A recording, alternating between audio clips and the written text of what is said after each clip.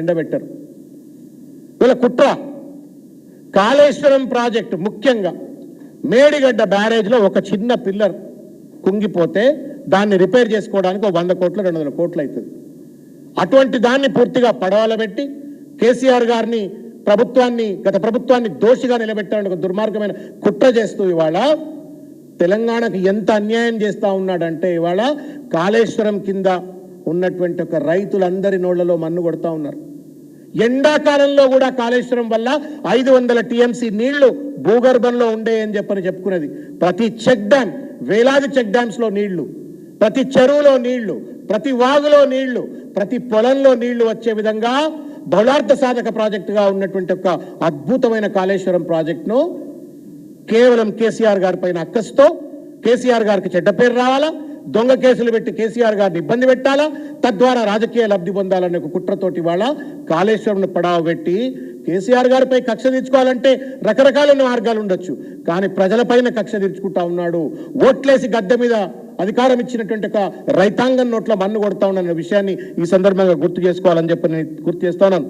గమ్మత్ ఏంటంటే ఇవాళ గోదావరి కృష్ణా జలాలు రెండింటినీ కూడా ఇవాళ గురుదక్షిణ కింద ఇవాళ రేవంత్ రెడ్డి గారు చంద్రబాబు నాయుడు గారికి ఏమైనా కట్టబెడుతున్నారా అని చెప్పని అనుమానం కలుగుతూ ఉంది.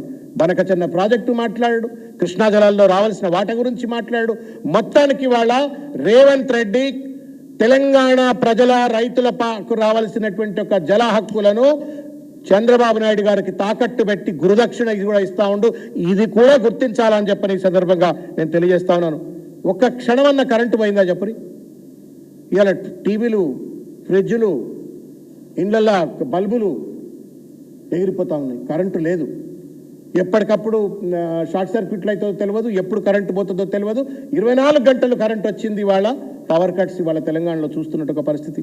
తాగునీరు కష్టాలు మళ్ళా మొదలైన ఒక పరిస్థితి చూస్తూ ఉన్నాం మనం. ఇవాళ ఒక విధ్వంసకారుడు, నేను ఎందుకు మరీ చెప్తా ఉన్నా అంటే, ఎవరన్నా మనకు ఓట్లేసిన వాళ్ళు ఇండ్లు కూలుస్తామండి? హైడ్రా పేరు మీద రేవంత్ రెడ్డి చేసినట్టు ఒక మారణ హోమం ఎవరన్నా మర్చిపోగలుగుతారా చెప్పండి? గుండెల్లో కత్తులు దింపినట్టే అది, పేద ప్రజల గుండెల్లో కత్తులు దింపినట్టు హైడ్రా లాంటి బుల్డోజర్లు పంపి ఒక పక్కన ఉత్తరప్రదేశ్లో బుల్డోజర్ రాజు అని చెప్పని రాహుల్ గాంధీ మాట్లాడతాడు, తెలంగాణలో బుల్డోజర్ రాజు నడిపిస్తూ హైడ్రా పేరు మీద ఇండ్లు కూల్చివేసింది, మూసీ పేరు మీద ఇండ్లు కూల్చివేసింది. విత్సలవిడి అదాని లాంటి వాళ్ళకు మూసీని కట్టబెట్టే ఒక ప్రయత్నం చేయటం, ప్రాజెక్టును కట్టబెట్టే ప్రయత్నం చేయటం, అవినీతికి పాల్పడటం. నోరు లేని జీవాలను కూడా వదిలిపెట్టలే. నోరున్నటువంటి